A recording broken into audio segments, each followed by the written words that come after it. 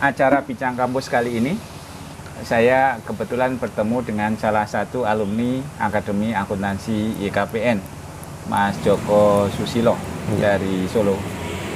Mas Joko alumni angkatan 91. 9. Mas Joko, mari kita bincang-bincang soal kenangan ketika kuliah di YKPN dan setelah lulus dari YKPN.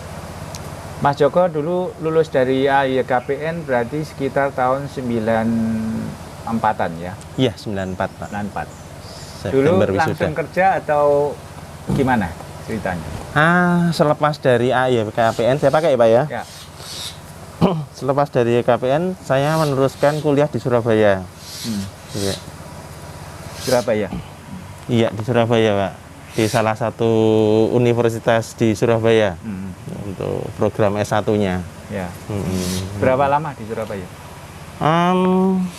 Sampai lulus? Enggak Pak, hanya 1 semester. Oh, 1 semester. Iya, karena jadi saya masuk sekitar bulan Oktober kalau saya nggak lupa. Kemudian sampai di bulan Februari Pak. Karena di bulan Maret itu ada tawaran kerja di Solo Pak. Oh gitu. Sebentar. Ini Mas Joko ini kan dari Solo, kuliah di Jogja, kemudian kok itu dilanjut di Surabaya. Itu kenapa itu? Harapannya dulu bisa bekerja sambil kuliah Pak. Oh gitu. Iya. Oh jadi gini, rata-rata kan studi lanjutnya itu kan di Jogja. Jadi ke Surabaya itu dengan pertimbangan itu kota industri gitu ya. Betul Pak. Banyak perusahaan, mudah dapat kerja. Betul ya. Bisa kerja sambil kuliah, kuliahnya malam gitu kan ya. Betul Pak. Oke, tetapi ternyata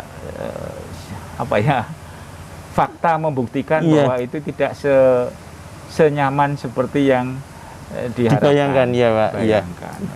Memang harus dipilih salah satunya untuk jadi profesional. Oke. Berarti di Surabaya 6 bulan gitu ya? Iya Pak. 6 bulan. 6 bulan. Terus habis itu? Saya bekerja di Solo Pak. Solo. Tepatnya di Sukoharjo. Oke. Loh, dari Surabaya balik Solo langsung dapat kerja? Iya Pak. Ini luar biasa loh. Jadi tawaran di bulan Maret, saya mulai efektif masuk di bulan April Pak. Enggak, ini luar biasa. Mungkin kalau saya boleh bilang inilah salah satu keistimewaan ya. Dulu lulus YKPN ke Surabaya bisa langsung dapat kerja sambil kuliah 6 bulan ya, merasa tidak kerasan, mungkin panas ya di Surabaya. Iya, ya Pak, nyamuknya gede-gede Pak. Nyamuknya gede-gede, balik ke Solo langsung dapat pekerjaan ya. Iya Pak. Di mana Mas di Solo? Saya di salah satu industri tekstil Pak. Boleh sebut merek Pak? Boleh. Ya, saya di PT Sri Jeki Isman. Terkenalnya PT Sritek yang produksi doreng Jerman itu loh Pak. Sritek kan perusahaan besar itu. Iya. Ya, di tahun itu karyawannya sudah 16.000 Pak. 16.000? Iya. Jadi kalau gitu ya mereka memang sangat butuh tenaga accounting kalau gitu ya. Kalau nggak butuh kan nggak mungkin ngelamar langsung diterima gitu kan. Berapa lama di Sritek? Wah ini Pak, diceritakan malu Pak. Hanya 10 bulan Pak. 10 bulan? Di selama 10 bulan itu gimana? Kenangan-kenangannya atau karirnya atau apalah selama di sana. Jadi saya di 3 bulan pertama itu saya di accounting, cost accountingnya garment, jadi yang produksi pakaian jadi. Input data namanya pekerja karyawan baru nggih. Kemudian di 3 bulan berikutnya saya dimutasi di departemen finishing.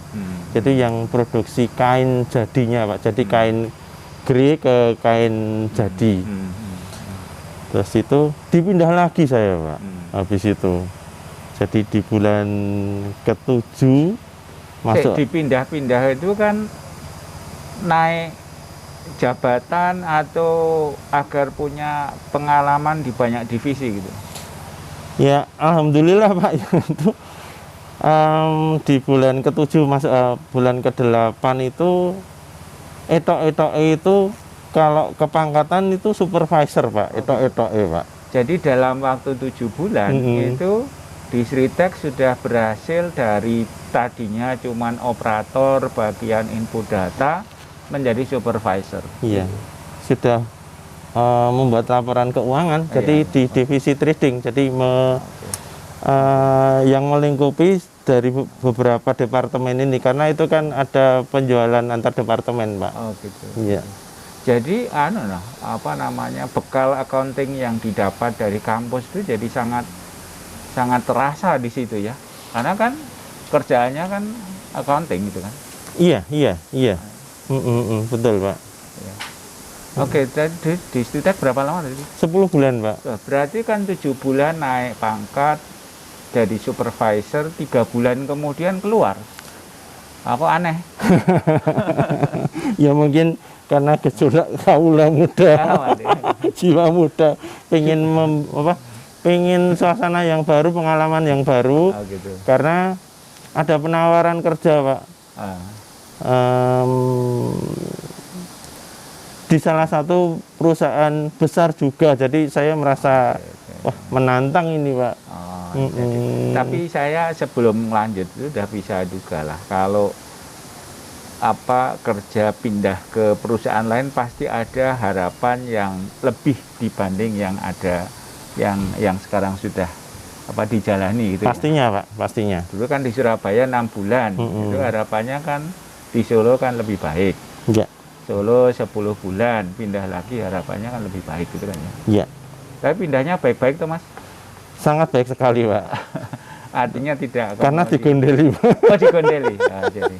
Jadi alhamdulillah nggak ada masalah ya. Mas Joko ini sebenarnya tetap lanjut di situ. Iya, gitu, iya. Cuman ingin nikah lagi gitu ya. Oke, lanjut. Iya. Berikutnya gimana? Iya, ceritanya gitu. Nah, tapi mohon maaf Pak Ruri, jadi ilmu yang diberikan itu yang di tempat kerja yang baru tidak saya pakai, Pak. Oh gitu? Iya. Tapi kan sempat dipakai? Sempat dipakai. Jadi saya sebut merek ya Pak ya? Iya. Saya di tahun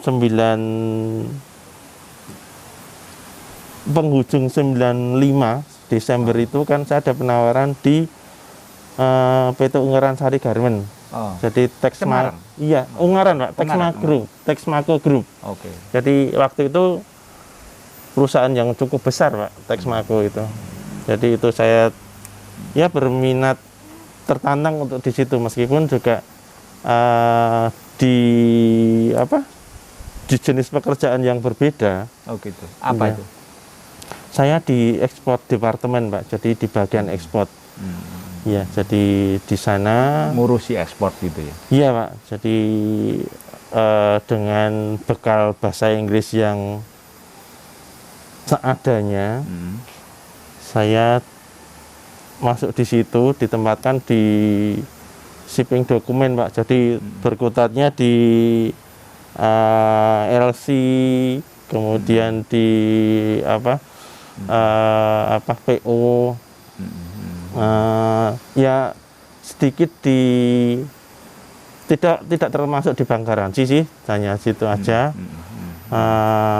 Tapi ya masih ada hubungannya dengan akuntansi lah, karena di situ juga kami harus meneliti tentang keabsahan dokumen. Ya seperti yang dilakukan akuntansi kan kita kan harus teliti Pak. Betul. Ya jadi mengcompare antara LC kemudian invoice, kemudian packing list itu ternyata juga ada satu runtutan sistem. Utamanya yang saya mohon maaf tadi saya mohon maaf ke Pak Ruri, saya nggak pakai ilmunya, saya nggak buat laporan keuangan atau apapun, tapi di situ saya melihat tentang sistem. Tapi gini Mas Joko, saya pikir tidak bisa dikatakan bahwa setelah dari Sritek kemudian pindah ngurusi ekspor, itu kemudian tidak bekerja di bidang accounting, karena yang namanya accounting itu sebenarnya kan sangat luas, tidak harus dalam bentuk olah data, akuntansi berakhir ke laporan keuangan, tapi paling tidak mindset accounting itu tetap akan dibawa ke mana-mana. Iya. Tadi kan Mas Joko bilang ketika ngurusi ekspor itu kan juga checking dokumen, Iya. checking validitas dokumen. Itu kalau di akuntansi namanya audit, Mas. Iya. Akuntansi juga. Iya. Jadi Audit. kan di sistemnya itu balik lagi juga arahnya ke audit itu. Audit, ya, betul. Ingat waktu kuliah itu kan buat flow chart itu, Pak. Bahkan alir. Bahkan alur, iya, Pak. Ya paling enggak ini berarti kalau saya simpulkan di pekerjaan yang baru itu tugasnya ya boleh dikata audit lah, kalau istilah tepatnya mungkin internal audit itu. Melakukan pemeriksaan apakah segala macam dokumen yang dibutuhkan untuk kepentingan ekspor dan seterusnya itu sudah Berjalan semestinya, ya. Oke, lanjut. Ini kok saya jadi kebanyakan ngomong. Oke, lanjut, Tadi lanjut. saya sudah banyak ngomong, Pak. Oh iya, sekarang gantian. Kan yang harus eksplor Mas Joko. Iya, Pak. Gimana? Ini kuliah gratis nih, Pak. Oh gitu. Oke, di Garmen. Oke, di Iya. Garmen terus gimana? Iya. Kok Garmen Di Semarang. tetap di Garmen, industri Garmen, tapi Ya. saya di ekspor departemen, di departemen ekspor ya, khususnya Ngurusi di shipping dokumen. Oke. Ya urusannya dengan forwarding, yang ngurusi kontainer-kontainer itu LC, hubungannya dengan bank juga seperti itu. Jadi masih ada hubungannya dengan akuntansi juga sih, Pak. Tapi saya ingin ini jadi motong lagi nih. Meskipun di AAYKPN itu tidak ada mata kuliah yang khusus tentang masalah ekspor, ya. Tapi ternyata Mas Joko kan mampu mengerjakan itu dengan baik kan? Iya, Pak. Karena saya berpikir bahwa akuntansi, saya belajar akuntansi itu kan lebih didukung ke logikanya, Pak. Logika berpikirnya, Pak. Jadi bukan sekedar hafalan. Karena saya pikir waktu di kuliah di akuntansi itu kan nggak bisa dihafal, Pak. Oke. Ya benar, banyak main logika. Artinya begini, bekal logika nalar akuntansi yang didapat di bangku kuliah itu tetap sangat bermanfaat ketika ya Mas Joko sekarang membidangi masalah ekspor gitu, ngurus LC, segala macam hal yang berhubungan dengan perbankan itu jadi oke saja kan gitu. Iya. Oke, selanjutnya Mas Joko, piye ceritanya? Ya asiknya gitu, Pak. Jadi waktu saya di Texmaco itu juga diberi kesempatan, alhamdulillah, Pak. Di berarti 96 itu saya mendapat 2 kali special increment, Pak. Oh, gitu? Increment, iya. Jadi 2 kali naik gaji, Pak. 2 kali dalam tempo Kurang dari 1 tahun, Pak. kurang dari 1 tahun. Iya. Yes. Kan berarti kan Yes. Alhamdulillah. berarti kan prestasinya, kinerjanya kan dipandang bagus oleh perusahaannya tadi yang Ungaran Sari Garmen, Texmaco. Texmaco Iya. ya. Gitu. Di situ berapa lama kerja di situ? Jadi malu lagi ini, Pak. Oh gitu. Iya. Gimana? Ya itu masih jiwa mudanya masih jadi udah milenial berarti. Udah. Jadi saya dari penghujung tahun 95, Desember 95, kemudian sampai tahun berarti 97, Pak, sekitar bulan Juli 97, kurang lebih 18 bulan, Pak, saya bekerja di Texmaco, Pak. Ada tawaran lagi, Pak. Oh iya. Kemana? Jadi kebetulan kami ketemu dengan teman di salah satu toko besi, saya ingat gitu kan. Saya ditawarin, Pak, di salah satu perbankan nasional, Pak. Boleh sebut merek, Pak? Boleh. Ya, di BDI, Pak, Bank Danamon Indonesia. Oh, Bank Danamon Indonesia. Iya. Ungaran dari Garam.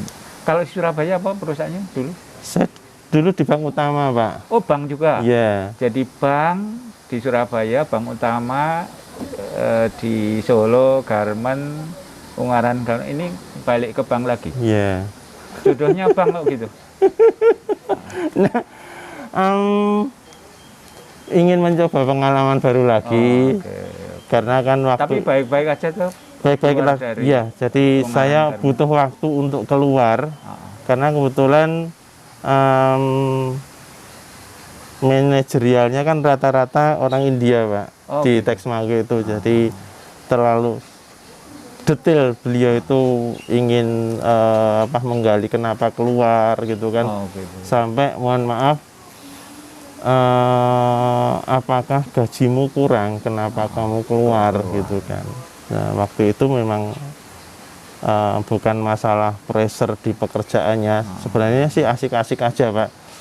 Karena kerja di ekspor departemen itu dari pagi sampai pagi, Pak. Asiknya lemburannya banyak, Pak. Waktu itu. Jadi duitnya banyak di situ ya? Ya.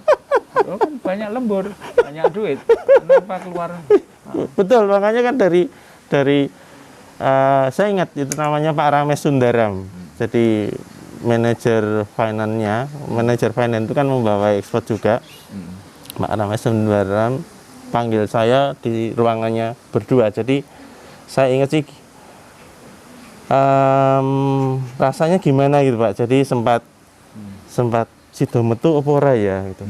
Karena saya waktu itu masih merasa masih muda, diperhatikan oleh Pak Rames yang notabene orang India. Beliau sangat care dengan saya, yang dibuktikan dengan tahun 96 itu saya dapat dua kali special increment itu. Jadi, terus waktu itu apakah kalau manggil saya itu Susilo, karena di situ kan banyak Jokonya, Pak. Akhirnya kan dipanggil nama terakhirnya Susilo. Apakah karena gajimu kurang? Kalau kamu kurang, gajimu minta berapa? Jadi hebat, bosnya baik-baik ya. India ya baik-baik ya. Iya, Pak. Jadi India itu luar biasa kinerjanya, Pak. Iya. Jadi profesional. Profesional. Jadi kalau mereka bekerjanya juga tidak kenal waktu, tetapi sangat menghargai stafnya itu, Pak. Kebetulan nih AYKPN juga beberapa waktu yang lalu itu kan kerjasama juga dengan India, NIT, National Institute of Information Technology. Bapak saya diundang ke sana kok, dibiayai oleh NIT, diajak jalan-jalan kok di Amerika. Ya kok di Amerika, di India. Oke. Jadi sebenarnya di Ungaran tuh oke-oke aja gitu. Tapi pada akhirnya resign dari Ungaran. Resign. Kemudian ke BDI, Bank Danamon Indonesia. Iya. Ini gimana berikutnya di Danamon? Nah, ini karena saya khawatir nanti keluar lagi nih dari Danamon. Ini tidak keluar, Pak. Dikeluarkan, Pak. Oh gitu. Ini ceritanya beda lagi, Pak. Beda lagi. Ini dikeluarkan, Pak. Tapi kan bukan karena melakukan kejahatan itu. Enggak, Pak. Enggak. Jadi 97, Pak ya, 97 itu jadi saya diterima di bulan Agustus. Kan kuliah dulu, Pak. Jadi di Danamon waktu itu kan ada kuliahnya, Pak, selama kurang lebih 2 bulan. 2 bulan. Training lah ya? Iya. Jadi karena itu kan ada kampusnya, Pak. Iya. Jadi dulu kalau pusatnya di Ciawi, tapi kemudian di tahun 97 itu di tiap wilayah sudah ada training centernya. Iya. Seperti itu. Kebetulan trainernya itu juga kalau nggak salah juga alumni AAYKPN juga, ada 2 orang AAYKPN. Salah satunya Pak Rozali Sohar. Oh gitu. Ya. Trainernya juga alumni AAYKPN. Jadi anak AAYKPN ditrain dari AAYKPN juga ya? Iya. Jadi sudah jadi ketemu kakak akhirnya. Bank apa tadi? Bank BDI, Bank Danamon Indonesia. Oke, lanjut. Nah, ini saya tidak keluar, tapi dikeluarkan. Dikeluarkan tanda kutip, Pak. Karena Di media tahun 98, jadi kan saya gabung di Danamon tuh Agustus 97. Di periode September Oktober itu kan terjadi ras. Karena kejadian Josoros itu, Pak. Jadi ada resesi besar-besaran sehingga ada pengurangan cabang, pengurangan Capem juga. Utamanya Capem, cabang pembantu. Nah, yang pasti kan yang dipangkas kan yang baru-baru, Pak. Ya. Ya, ini namanya korban rasionalisasi ya.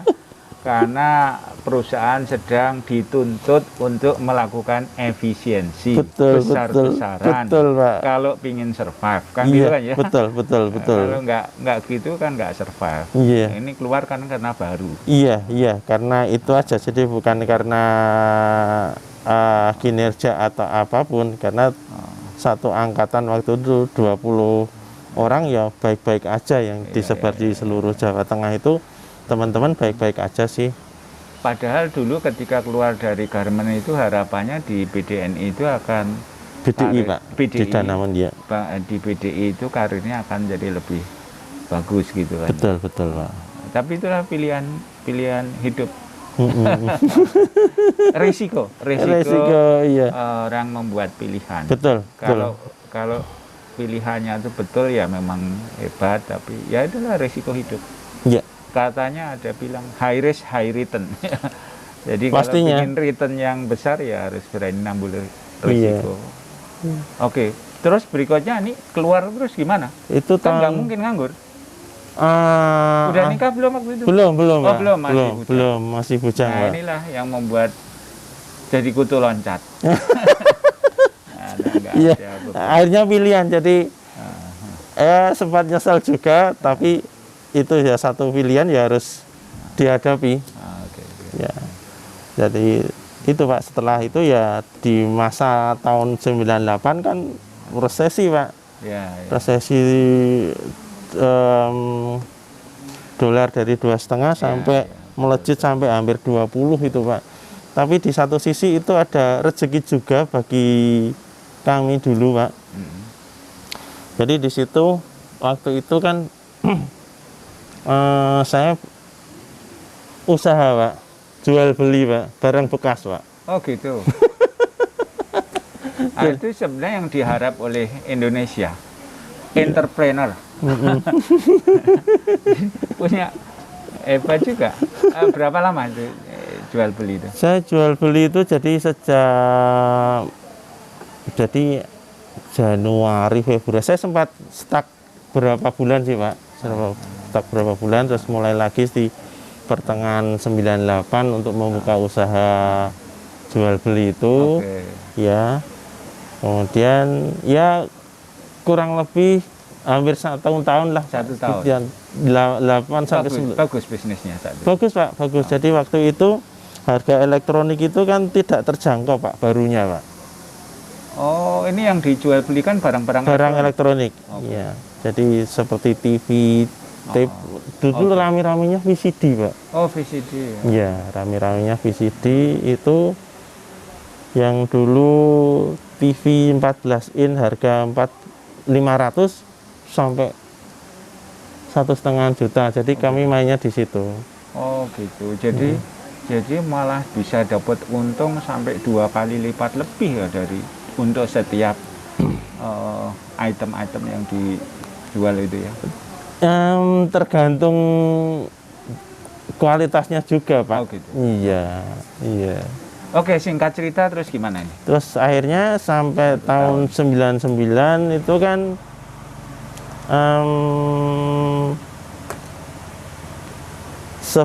saya di bulan Maret 99 kan nikah, Pak. Oh, okay. Nah, satu bulan sebelum nikah itu dari calon istri saya, jadi menuntut saya, Pak. Harus bekerja. Harus bekerja. Padahal jadi itu kan bekerja. Iya, tapi waktu itu kan kalau nggak di pekerjaan formal kan nggak keren, Pak. Oh iya. Ya, jadi mosok kerja kok mung sandalan gitu kan. Kerja kok mung sandalan, kaosan oblong gitu kan nggak keren gitu kan. Mungkin Loh, yang penting kan orang kerja itu kan cari uang, yang penting iya, dapat uang. iya, Oke iya, lah, tapi iya. Itu kan tapi mungkin ya, mungkin gini Pak. Jadi waktu mungkin di mata orang tuanya, oke. calon mertua saya itu kan nggak keren, masuk bar nyambut gawe yang bang kok mengsandalan tok gitu kan. Akhirnya ya sudahlah. Akhirnya saya sepertinya saya masukin lowongan lewat kampus juga Pak. Oh, lewat AI kan. Iya. Di salah satu perusahaan yang cukup besar juga di Jogja Pak. Iya. Apa itu? Di PT Perwita Karya Oh, Pak. Perwita Karya. Oh, Iya. pernah di situ juga. Iya. Besar, di situ banyak alumni YKPN. Banyak Pak.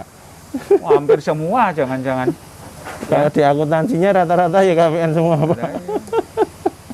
Ada Mas Bagio, ada itu. Ada Pak Budi, ada Pak Jono. Banyak Pak. Mas Nugroho. Pak Budi baru itu di situ. Budi Oke, iya di- baru, iya. Karena dulu kan di bank apa kayak Di BTPN Pak. BTP. Iya, beliau saya di bawahnya. Anak buah beliau. Halo Pak di- Budi. Oke, di Perwita Karya berapa lama?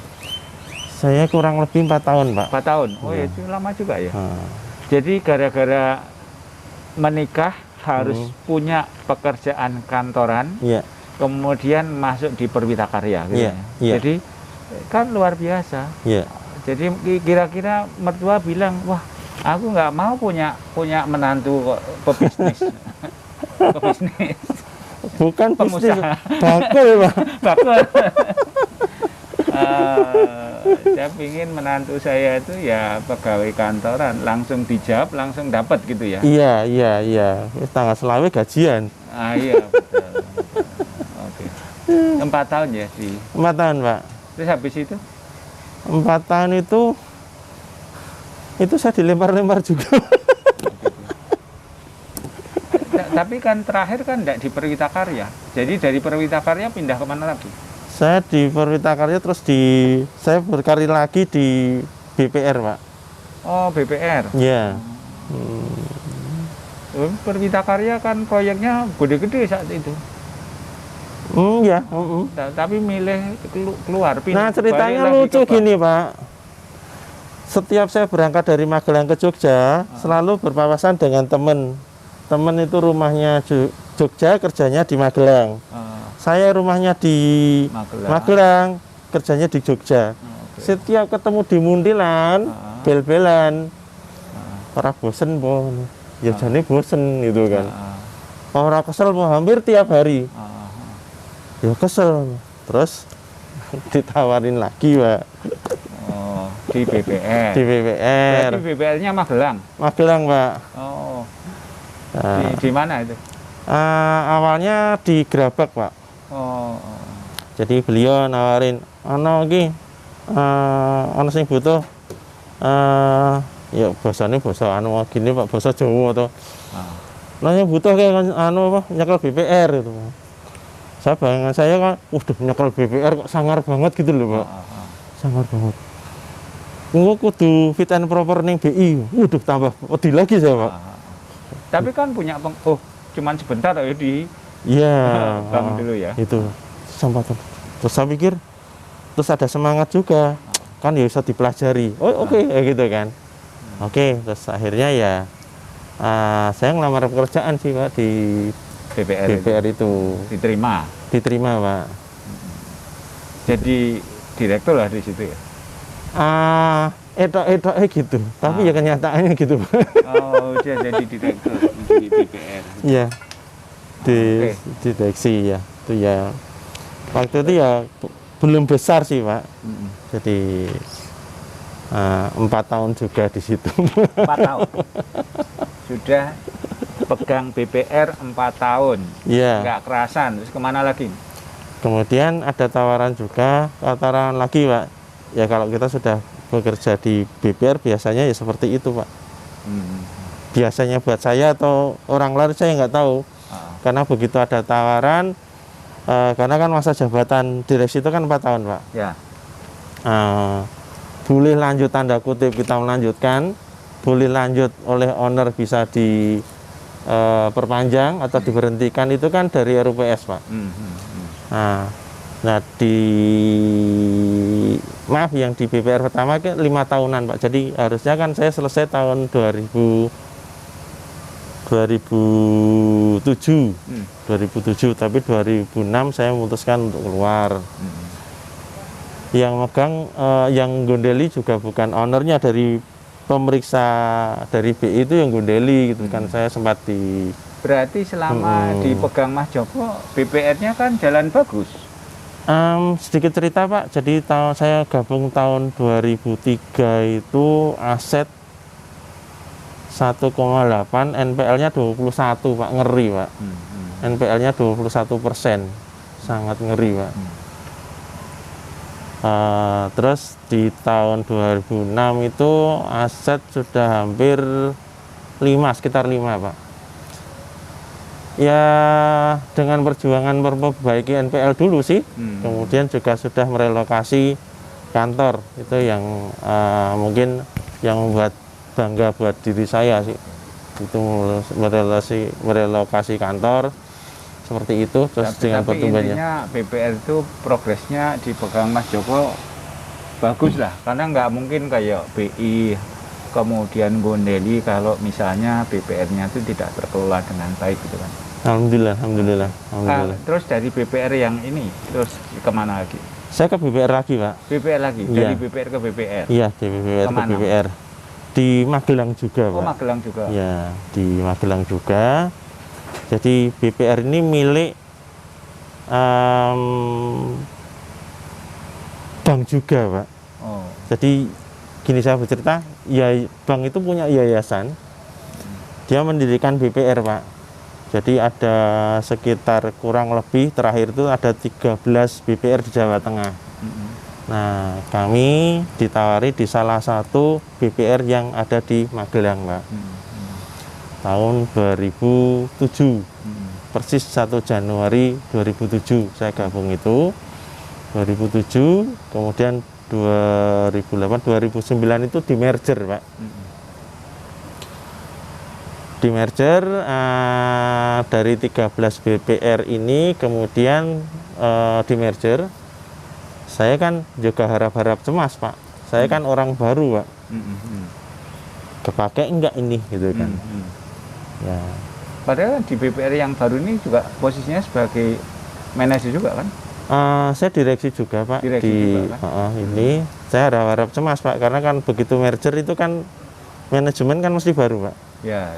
Apakah nanti saya dipakai atau tidak kan, tanda kutip, karena kan posisi saya direksi itu kan kontrak, Pak. Betul. Bukan seperti karyawan. Alhamdulillah saya diberi amanah untuk pegang cabang. Jadi yang dulu BPR itu berdiri sendiri, kemudian menjadi cabang, saya diberi amanah untuk pegang cabang ini, Pak.